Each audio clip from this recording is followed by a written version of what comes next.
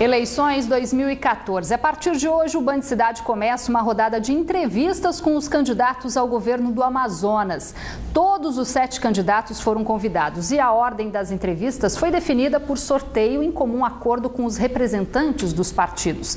E de acordo com esse sorteio, o primeiro entrevistado é o deputado estadual pelo PMN, Chico Preto.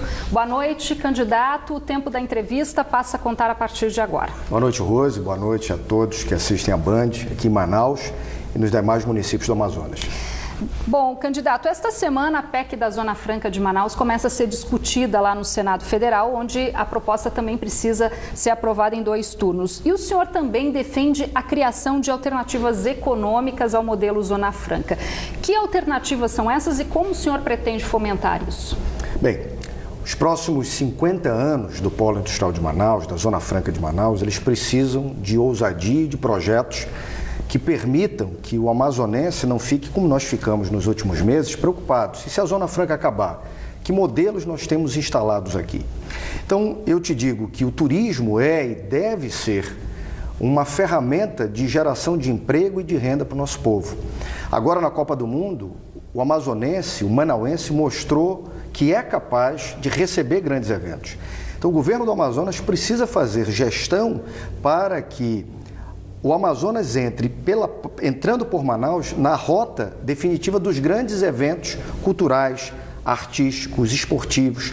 Na minha cabeça, Manaus pode receber um evento de grande porte todos os meses, a fim de que nós possamos gerar emprego e renda nas atividades de restaurante, de comércio, de serviços, de um modo geral. Uma outra atividade que penso eu ser necessária é que nós investamos de forma maciça em setor primário. Nós precisamos produzir aqui aquilo que nós consumimos e nós precisamos ampliar e melhorar a qualidade da produção daquilo que já é cultura nossa. Vou te dar um exemplo, o açaí. Nós precisamos beneficiar o açaí do Amazonas e criar em torno desses produtos um selo de classe mundial que possa representar o Amazonas, Brasil e mundo afora, para que haja vontade de se consumir não só o açaí, mas o açaí do Amazonas, para que o abacaxi do Novo Remanso seja consumido também com esse padrão. Diz, olha, a gente quer o abacaxi do Novo Remanso do Amazonas. Para isso, investir em setor primário, agregando valor no local onde o produto é produzido, fazendo com que a gente possa produzir, por exemplo, no Novo Remanso, o abacaxi já é produzido lá, vamos produzir a compota, vamos produzir a polpa. O açaí de Codajás, vamos produzir a polpa, vamos produzir o suco do açaí, mas produzindo nos municípios para gerar emprego e renda no interior. E fundamental é que nós possamos aumentar o nível de investimento no setor primário. Hoje o Amazonas investe menos de 1% de todo o seu orçamento em setor primário. Então isso não faz com que o setor primário possa ser verdadeiramente uma alternativa econômica, principalmente para o interior. Mas ainda pensando na Zona Franca, a Zona Franca dos próximos 50 anos que nós queremos, ela precisa ter um diferencial. Na nossa cabeça, na nossa proposta de governo, nós precisamos ter a ousadia de instalar na Zona Franca de Manaus a primeira universidade do software da Amazônia. Porque nós já produzimos tablets, celulares, Blu-ray, produzimos motos, mas nós não produzimos ainda aqui a inteligência que está posta nesses produtos, ou seja, os programas. Pernambuco está produzindo programas, Minas está produzindo programas. Esse novo advento de 50 anos precisa de ousadia para produzir software na Amazônia, no polo industrial. Precisa de ousadia para destravar de uma vez por todas essa questão do Centro de Biotecnologia da Amazônia. Aquele grande laboratório precisa produzir fórmulas e patentes para que indústrias como a Natura, como a Boticário, como a Água de Cheiro, queiram vir para o Amazonas, para o polo industrial, produzir aqui cosméticos, outras indústrias farmacêuticas queiram produzir remédios. É desta maneira que a atração de novos investimentos e que o emprego e a renda vão se fortalecer no Amazonas. E na área de infraestrutura, candidato, o senhor tem projeto de recuperação de estradas, construção de novas rodovias, já que fomentar o setor primário também depende desse tipo de investimento? Passa por aumentar os recursos do setor primário. Com menos de 1% do recurso do Estado investido em setor primário, não dá para fazer manutenção nas vicinais. As vicinais hoje são gargalos para a produção do Estado do Amazonas. Aqui próximo, em Rio Preto da Eva, Eu tenho relatos recentes de produtores que não conseguem escoar a sua produção, tirar a sua produção de dentro do terreno, porque a vicinal não dá condições. E para isso é preciso ter garantia de investimento mínimo no setor primário. Então, é claro, é fundamental essa questão da infraestrutura, mas é fundamental também que ainda dentro dessa lógica de infraestrutura, o governo do Amazonas possa, em parceria com a Prefeitura de Manaus, resolver essa questão da mobilidade urbana em Manaus. Para isso, não nos afastarmos da ideia e da obra do anel viário. O tráfego pesado de caminhões, carretas, que originalmente saem do distrito para o porto, do distrito para o aeroporto, precisam ter uma outra via de deslocamento para que não passe mais pelo centro da cidade, trazendo o constrangimento que nós vivemos hoje. O governo do Amazonas precisa pensar e investir nessas obras. E obras de infraestrutura logística, portos, aeroportos e internet. Não dá mais, Rose, para no Amazonas do século XXI, a gente pensar em infraestrutura e não pensar em internet. A internet é que aproxima a educação, a internet é que leva saúde pelo telesaúde, a internet é que leva pagamentos para o comércio, a internet é que permite às prefeituras prestar contas, a internet é uma infraestrutura fundamental para o Amazonas. E nós queremos, pelo menos em 4 anos, levar a internet por banda larga através de fibra ótica, pelo menos para os 20 maiores municípios do Amazonas, onde 70% da população está concentrada. Na área da saúde, o senhor tem criticado o elevado nível de terceirização dos serviços de saúde na capital e no interior. Como que o senhor pretende resolver essa questão? O senhor, se eleito, Sim. quebraria esses contratos? Como é que o senhor faria? Bem, a saúde no interior, o que nós queremos verdadeiramente fazer é que as coisas funcionem. Nós não temos nenhum projeto mirabolante, nós vamos fazer com que a saúde funcione. Para isso, os 2 bilhões e 400 milhões, repito, 2 bi e 400 milhões que serão gastos esse ano em saúde, precisam fazer com que no interior do estado, o profissional de radiologia, o cara que faz raio-x, a pessoa que faz o exame de mamografia, a pessoa que faz o exame de ultrassom, esses profissionais estejam ali trabalhando. Porque são com esses profissionais que o médico consegue dizer qual é a cura da doença para os pacientes que procuram. Então, com esses 2 bi e 400, nós precisamos garantir a permanência desses profissionais.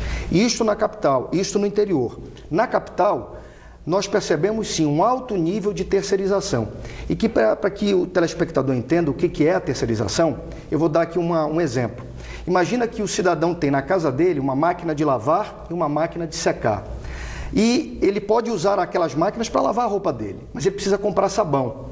Só que ele toma a decisão de mandar toda a sua roupa para a lavanderia.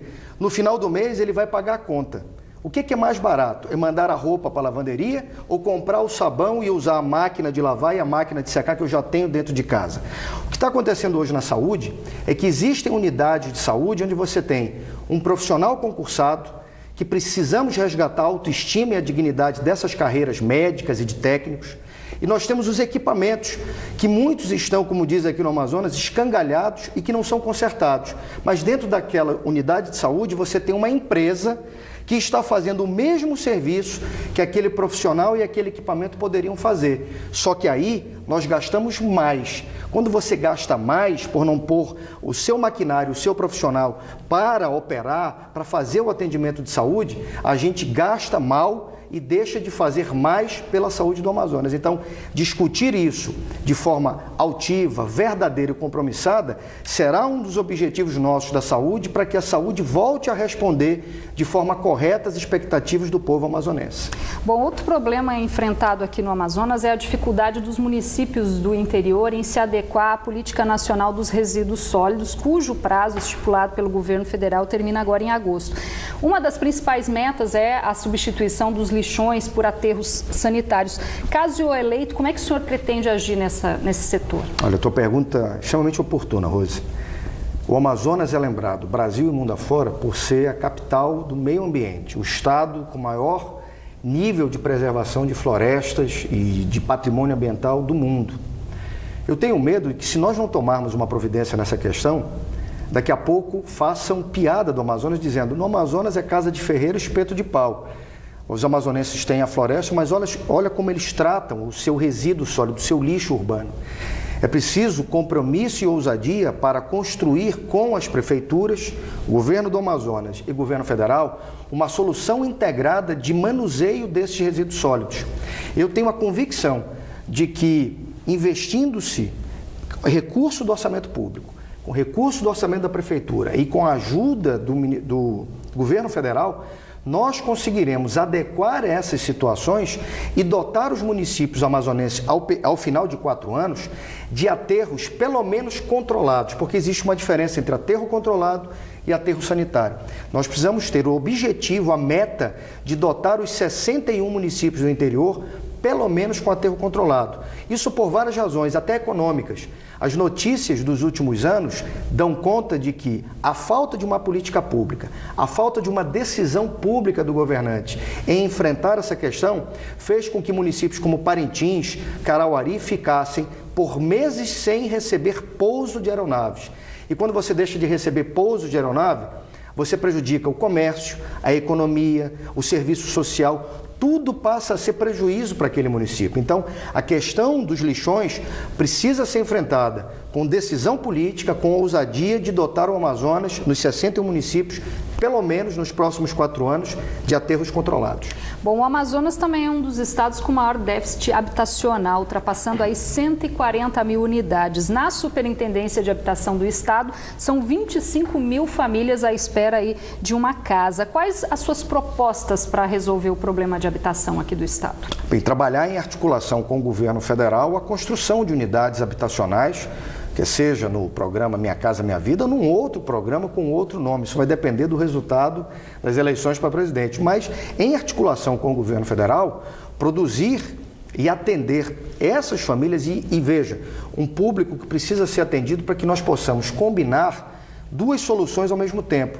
Existe uma quantidade muito grande na capital e no interior de áreas de risco, de encostas. Nós precisamos priorizar estas soluções, estas famílias, para que nós possamos resolver 2 problemas com uma solução. Porque as áreas de encosta na cidade de Manaus, as áreas de risco, ainda são um problema que recai sobre a costa da Prefeitura de Manaus, que não tem o mesmo poder de construção que tem o governo do estado. Então nós vamos, em articulação com o governo federal, continuarmos de maneira firme, de maneira intensa, a política habitacional, alcançando as famílias que verdadeiramente precisam de residência, precisam financiar ou precisam ganhar a sua casa. Essa política pública não será afetada, pelo contrário, será gerida com intensidade e com ampliação dos seus resultados. Bom, por conta da Copa do Mundo, recentemente a segurança pública do Amazonas recebeu aí grandes investimentos. De que forma que o senhor pretende continuar investindo em segurança pública? Rose, eu, enquanto deputado, levantei a minha voz na Assembleia e defendi com unhas e dentes, com todo o meu espírito, a implantação do Ronda no Bairro. Ronda no Bairro é uma boa ideia. Foi implantada com o pé direito, como a gente costuma dizer. Porém, agora nos últimos anos, o que a gente vê, como dizem os nossos amazonenses, e eu sou amazonense de nascimento, ela começou a embiocar, ela começou a perder resultado. E, na minha opinião, isso é por falta de gestão. Se as pessoas ligarem agora para um telefone do Ronda no Bairro, muitos vão estar desligados ou não vão ter resposta. Isso é gestão. E o comandante em chefe do Sistema de Segurança Pública do Estado é o governador. A Polícia Militar sabe disso, a Polícia Civil sabe disso, os bombeiros sabem disso. Então, o que nós precisamos é reconhecer, primeiro, que o povo do Amazonas está fazendo um esforço muito grande com impostos para pagar o policial militar, para pagar o policial civil, para pagar o bombeiro com bons salários. Mas nós precisamos ter a firmeza e o comprometimento de chamar a esses homens e mulheres que têm esse comprometimento do Amazonas, do seu povo, de um bom salário, para que nós possamos enfrentar essa questão de forma firme e não permitir com que a segurança pública descambe para o outro lado. Para isso, enquanto governador do estado, eu quero construir com o Ministério Público, com a Justiça do Amazonas, um pacto pela segurança pública. Porque eu também, como cidadão, vejo o que as pessoas mais simples veem. A polícia prende, daqui a pouco o bandido está solto. Nós precisamos construir um pacto com o Ministério Público, com a Justiça, para a polícia poder fazer o seu papel. Continuaremos investindo de maneira firme e intensa em segurança pública, mas a polícia terá um governador verdadeiramente preocupado com que o filho cresça e apareça, porque, como diz o dito popular, Pai não é quem cria o Ronda no Bairro. Pai é quem tem coragem para criar o Ronda no Bairro e fazer o Ronda no Bairro crescer e entregar os seus resultados à população. E é isso que nós pretendemos fazer à frente do governo do Estado. Tá certo, deputado. O nosso tempo acabou. Obrigada pela sua presença aqui conosco. Muito obrigado. Que Deus abençoe o Amazonas. Eu sou o Chico, 33 confirma.